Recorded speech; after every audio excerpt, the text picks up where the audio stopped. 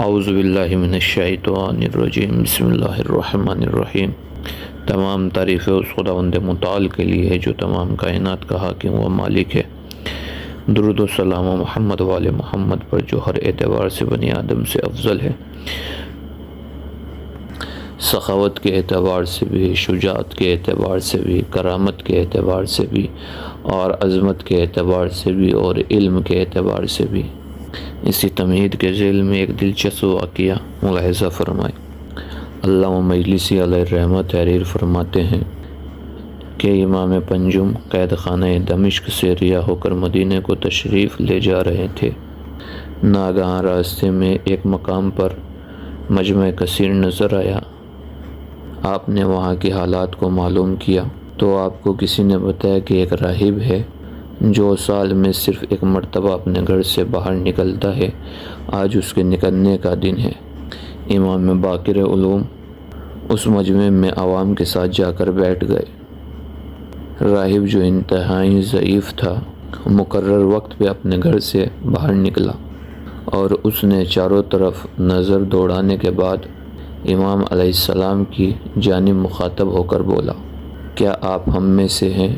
امام علیہ السلام نے جواب دیا، میں امت محمدیہ میں سے ہوں۔ اس راہب نے دوسرا سوال کیا، آپ علماء میں سے ہیں یا جہلاء میں سے؟ امام علیہ السلام نے جواب دیا کہ میں جاہل نہیں ہوں۔ اس راہب نے امام سے پوچھا کہ آپ مجھ سے کچھ دریافت کرنے کے لیے آئے ہیں؟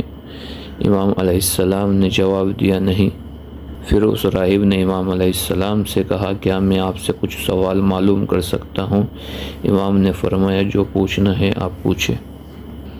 ملاحظہ فرمائے، میں کہوں گا مولا۔ جب اس راہب نے کہا کہ آپ مجھ سے سوال کریں تو آپ نے انکار کر دیا، اور جب اس راہب نے کہا کہ مولا کیا میں آپ سے سوال کر سکتا ہوں تو آپ نے فوراً اجازت دے دی۔ مولا وجہ کیا ہے؟ تو عجب نہیں، مولا فرمائیں گے، نادان، سورج سے ضیاء لی جاتی ہے، سورج کو ضیاء دی نہیں جاتی۔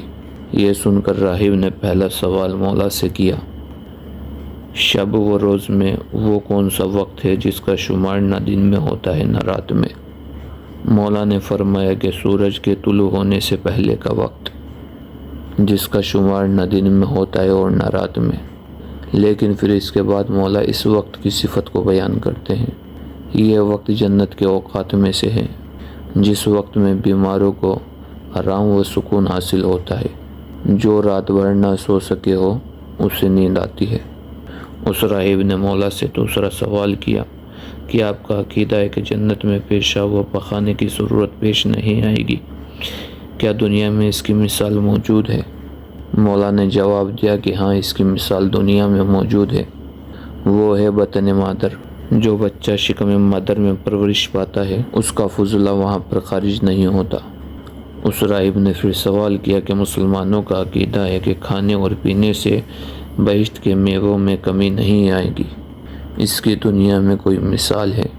امام علیہ السلام نے فرمایا، ہاں، ایک چراغ سے لاکھوں چراغ جلائے جائیں تب بھی چراغ کی روشنی میں کمی واقع نہیں ہوگی۔ اس کے بعد پھر راہب سوال کرتا ہے، وہ کون سے دو بھائی ہیں جو ایک ساتھ پیدا ہوئے اور ایک ساتھ مر گئے، لیکن ایک بھائی کی عمر 50 سال کی ہوئی اور دوسرے بھائی کی 150 سال کی؟ امام علیہ السلام نے جواب دیا کہ وہ دو بھائی عزیز اور عزیر تھے، دونوں خدا کی جانب سے پیغمبر تھے، لیکن یہ دنیا میں دونوں ایک ہی روز پیدا ہوئے تھے اور ایک ہی روز مرے۔ پیدائش کے بعد دونوں بھائی 30 برس تک ایک ساتھ رہے، پھر خدا نے ان دونوں میں سے ایک بھائی کو مار ڈالا، جس کا ذکر قرآن مجید میں بھی موجود ہے۔ پھر 100 برس کے بعد زندہ فرمایا، اس کے بعد پھر وہ اپنے بھائی کے ساتھ اور زندہ رہے، اور پھر دونوں بھائی ایک ہی روز انتقال کر گئے۔ فقط والسلام ورحمۃ اللہ وبرکاتہ۔